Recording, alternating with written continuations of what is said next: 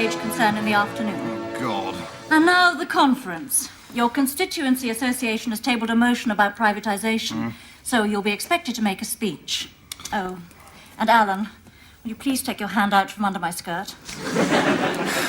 Oh, Beatrice, why be so hard on yourself? You know you want me. Alan, concentrate on the matter in hand.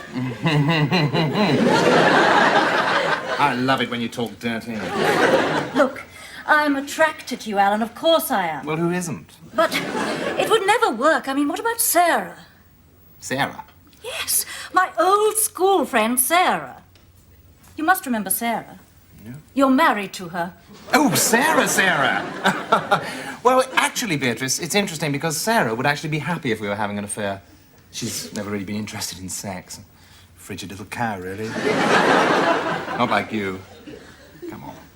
Let's do it. Let's do it now under the desk. Hello. Have you seen the whip? Bless you, Piers. Oh, but I didn't sneeze. I mean, you're not ill. Was I interrupting something, Alan? No, it's all right, Piers. You're as welcome as Jeffrey Archer at the Daily Star Christmas party. Oh, well, that's all right then. I thought you were supposed to be visiting Sir Stephen in hospital. Oh, well, I did, but I didn't want to stay too long. The poor old chap was looking a bit weak and weary. Oh, he's back to normal then. Well, I suppose so. He's planning on discharging himself tomorrow. Really? After a prostate operation? That'll be a medical first. I'm sorry, Alan, I don't understand.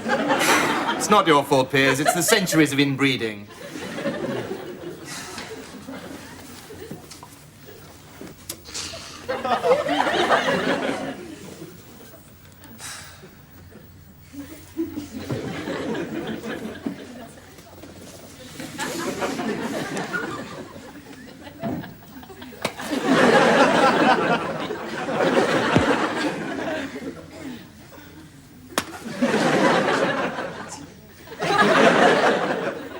So, have you found yourself a pretty little bed warmer for the party conference, then? What do you mean?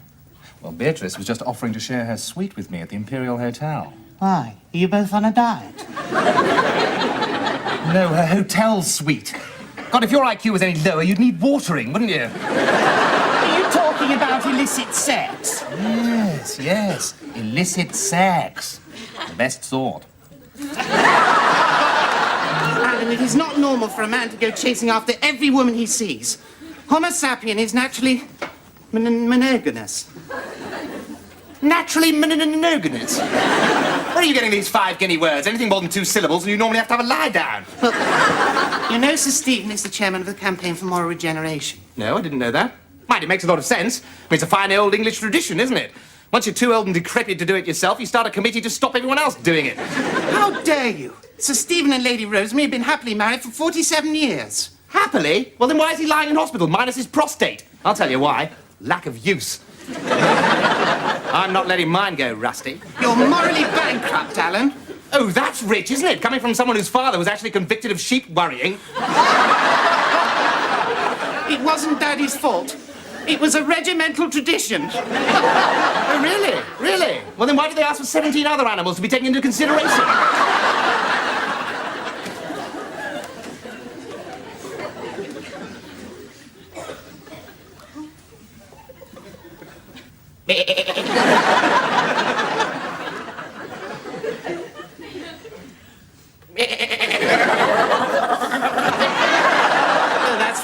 That's right, pour scorn, that's what you always do. Well, I don't care. This once great nation is reeling under a vicious onslaught of smut and filth, Sir Stephen said, and it's up to us to do something about it. Well, you don't actually mean you've joined this absurd campaign? Yes. But Piers, it'll be full of repressed old blue-rinsed virgins in K-skips and support hose. And the women will be even worse. There's a campaign meeting tomorrow afternoon. You really ought to attend for your own good. Oh, no. Not me. I'm a libertarian. If there's a demand for pornography and people prepared to meet that demand, then who are we to stand in the way of market mechanisms? That, Piers Fletcher Dervish, is the slippery road towards socialism. Well, if you really believe that, then there's no more to be said. Good. Good.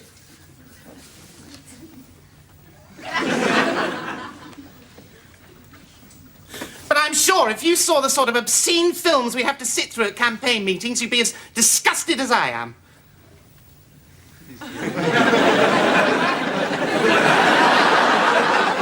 Filthy films. Awful, vile films. I mean, for instance, tomorrow, we're going to have to endure Snow White and the Seven Perverts. It makes me shudder just to think of it. What time tomorrow?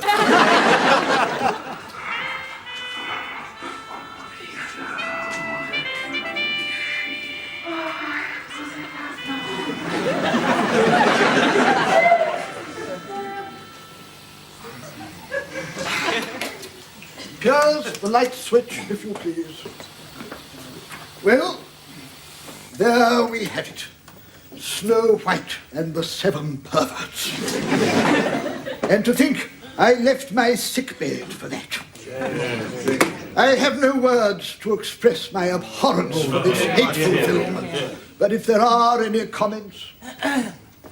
Excuse me, Sir Stephen, but on a point of information, I haven't seen Snow White since Nanny took me to the Devizes Gaumont.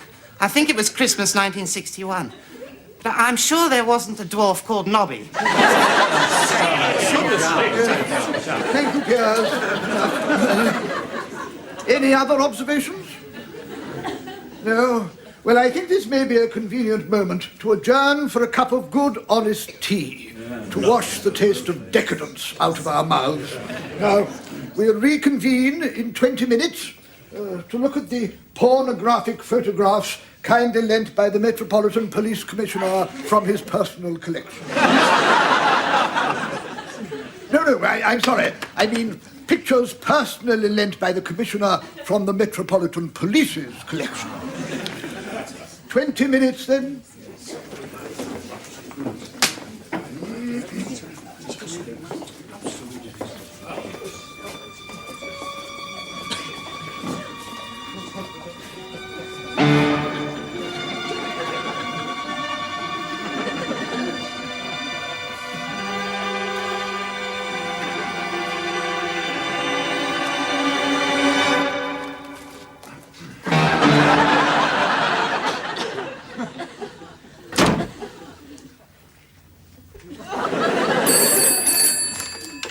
Hello, Alan Bastard, rising star of the New Right. Good morning. What do you want? Really? You can get 3,000 copies? All personally signed by Peter Wright?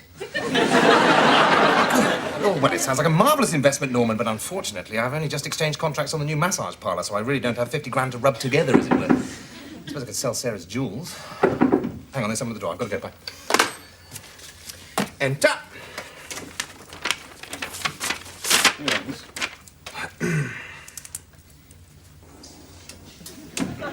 Do I know you? We haven't actually met. Virginia Emery. Mm-hmm. I wrote to you. I'm a constituent. Ah, well, that's where the problem is. I'm afraid there's been a misunderstanding. I don't speak to constituents. Good morning. But you invited me to see you, Sir Stephen.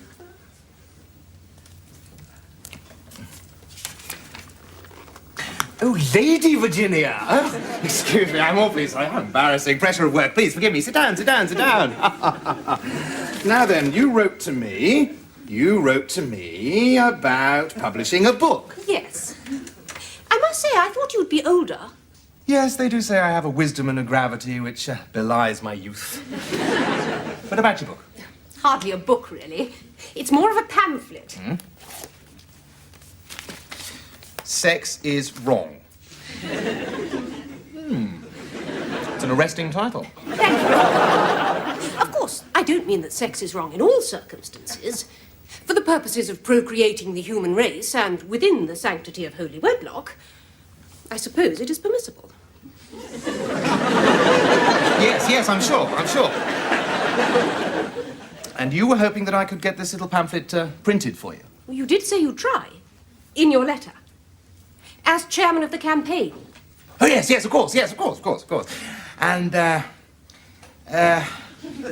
it just so happens I have recently joined the board of a little firm of publishers dedicated to producing works of a morally uplifting nature, and, do you know, I think I could probably persuade them to issue a limited edition of your essay. Oh, that's wonderful, Sir Stephen. Yes, it is, isn't it? However, they are a charitable, non-profit-making foundation, and as such, it is usual for the author to make a nominal contribution towards the printing costs. Oh, yes, of course, I quite understand. Well, what should we say then? 50 pence a copy at a print run of, what, 2,000? Yes, all right. Sounds most reasonable. Good. And if we hurry, we may just have it printed in time to be on sale at the Conservative Party conference. Oh, that's splendid. I'm very grateful. Of course, sadly, I can't attend the conference myself. I'm a tiny bit phobic where crowds are concerned. Oh, good. Grief, how awful. Well, Lady Virginia, I suppose the best thing is if you let me have a cheque. What, right away? Well, there's no time to lose, my dear. I'm in your hands. Payable to Sir Stephen Baxter? Oh, good Lord, no. We must make it out to the charity. And the charity is the Christian Approach to Society Handbooks. I don't think I could squeeze all that in. It's a bit of a mouthful, isn't it? Well, shall we just put the initials then? Pay CASH £1,000. That's lovely. Thank you so much, Lady Virginia. Well, I must get on. I'm a very busy man. You don't mind showing yourself out, do you? There's a policeman outside the door. He'll show you where the street is. Thank you so much. Good morning. Good morning.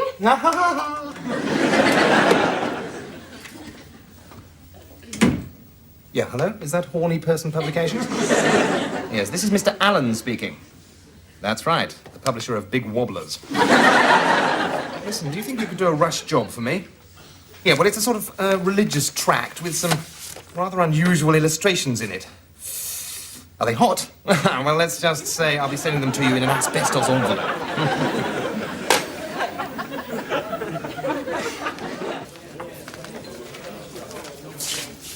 Children who develop a morbid interest in their private parts should have their hands bound at bedtime. This is not the work of a well woman.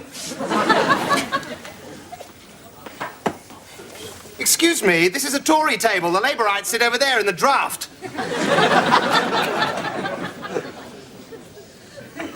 You deaf? Oh, you are?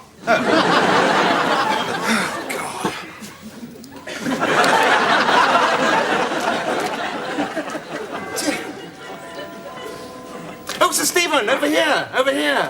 Sit down, you mustn't overtire yourself. Can I get you a drink? Thank you. Large wink harness? No, I need something stronger. Double whiskey and ginger ale. Fine. And I'll have a large Armagnac, please, Pierce. What? It's your round. Oh, is it? Right. I feel quite distressed after that disgusting film. Yes. It must be awful for a man in your condition. Rather like having your stomach removed, then being led round Harrod's food hall. Where are the drinks, Pierce? Oh, the drinks. I knew there was something. And, Alan, there's definitely not a dwarf called Horny. Sir Stephen, I know you're going to find this hard to believe, but in the hour since I left your meeting, I've had a profound spiritual experience. Oh, really? I got back to my office, and I found this waiting for me. Virginia Imrie. Now, that name rings a distant bell. That is a name that will ring bells across the countryside in years to come. Church bells. Here we are, 3 halves of shandy. We'd be better off with a performing seal, really, wouldn't we? Sex is wrong. That's what my fiancé's always said. Sex without marriage is a mortal sin, and yet sex within marriage is an enemy to domestic harmony. This is the work of a genius. She sums up my last 47 years in a nutshell. I know. It's brilliant. We must find a way to disseminate it. Here, we must bring this message of hope to a wider audience. I know. Why don't we run off some photocopies? God, shame on you, Piers. When Moses went up Mount Sinai to collect the 10 Commandments, did he say, "Oh, cheers, Lord, I'll run off a few photocopies"? No, he didn't, did he? He went away and he wrote the Bible. The greatest book in the history of books. We must give Sex is Wrong the greatest presentation we can possibly afford. You mean we must send it to a publisher? No. I mean that we, as the Campaign for Moral Regeneration, should publish it ourselves.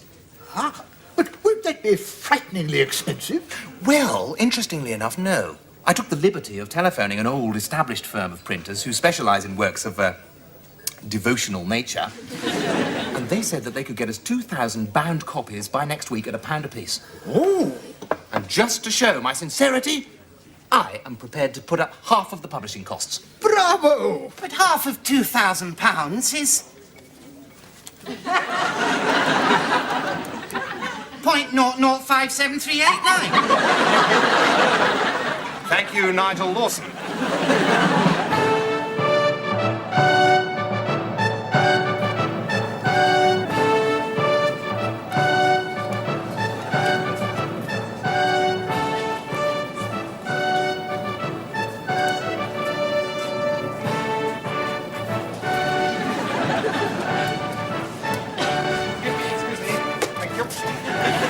What do you think? Not a bad display, Piers. That's better. What do you think? £10? But I thought you said the printers charged £1 a copy. Does this mean the campaign will make a profit? Oh, I doubt it very much, Piers. Not once we take off the transportation costs. Yes, but you brought them up in your own car. Listen, Piers, if you were successful enough to own a Bentley, then you'd know how expensive they are to run, wouldn't you? Alan, why did the printer wrap them in this plastic stuff? It's to stop them having babies. Oh, my God. Piers, call me Sir Stephen. Well, how can I? He's in London. He's had a relax. Oh, shut up. Listen. For some reason, this poor unworldly girl seems to think I'm Sir Stephen Baxter. Why? Well, because I told her I was. But you're not. Lady Virginia! What a pleasant surprise. I thought you weren't coming to the conference. I wasn't, but I simply had to see my little work in print. Well, in that case, I'll send a copy straight round to your hotel. You see, the thing is, the conference is about to break for coffee, and any second now, this vestibule is going to be swarming with people. Oh, well then perhaps I will just slip away. Mr. Alan Muscat, Porter Price. In fact, Piers will show you to the taxi right where it appears. Mr. Alan Muscat, Porter Price. Well, I wonder where he can be. I don't know, you put your name down to speak, and then when the time comes... Alan, where have you been? You're supposed to be speaking. Alan? No. You told me you were Sir Stephen Baxter. Oh, did he? No, don't look. Oh, my God! Oh, my God! I can explain everything. It's Piers' fault. For the final time, Mr. Alan Muscat, please. Goodbye. Just you wait till Mrs. Thatcher hears about this. Well, why should the royal family be dependent on state salaries? If their ancient lands and rights were restored, they could live with dignity from their rents, as a great feudal family should. Now, that is what I mean by privatising the monarchy. Thank you.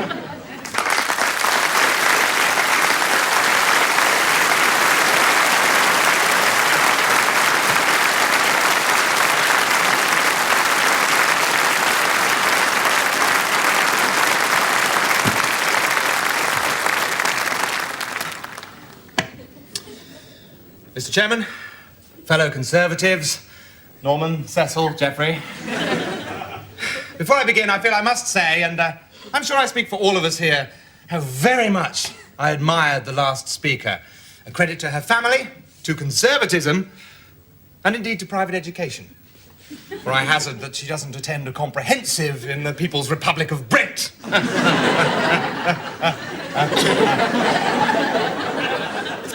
But to the meat of the motion. Denationalisation. Now, I will take the liberty of reinterpreting the motion. For when I hear the word denationalisation, I don't think about the flotation of the shipbuilding industry. No. I think about the dilution of our national spirit. The loss of our very nationhood. And who is it that is behind this loss of nationhood? Why, the peddlers of pornography. Our once great nation is reeling under a vicious onslaught of smut and filth.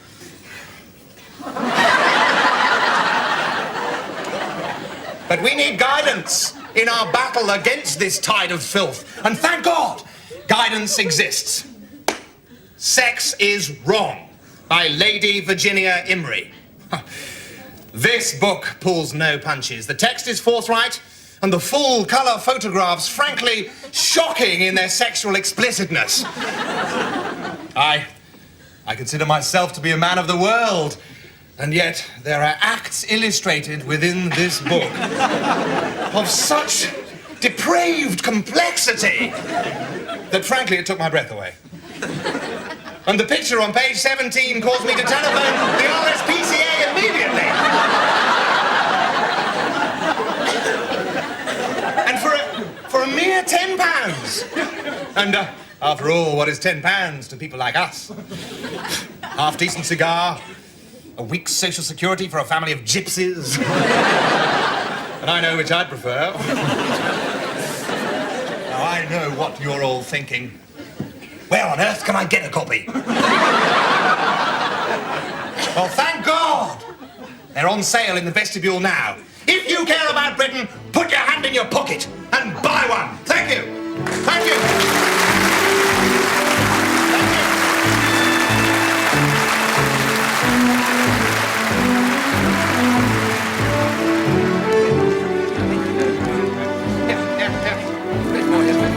Yes, here they are. There's plenty for everybody. Page 14. Yes, one page 1. It's most disgusting towards the end. That's where the rubber stuff is. Yes.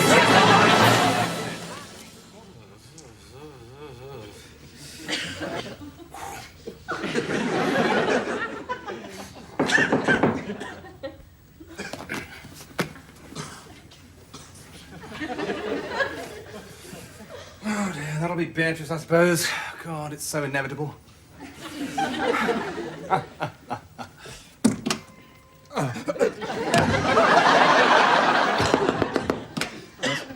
May I come in? Unfortunately, I'm naked underneath this bathrobe, so... That's all right. I'm sure I'm perfectly safe with a moral crusader like you, Sir Stephen. Look, please don't tell Mrs. Thatcher. I can explain everything. I don't care. When I saw you up on that platform making that wonderful speech and filling that hall with moral fervour, I felt a strange desire within me. A strange longing I'd never felt before.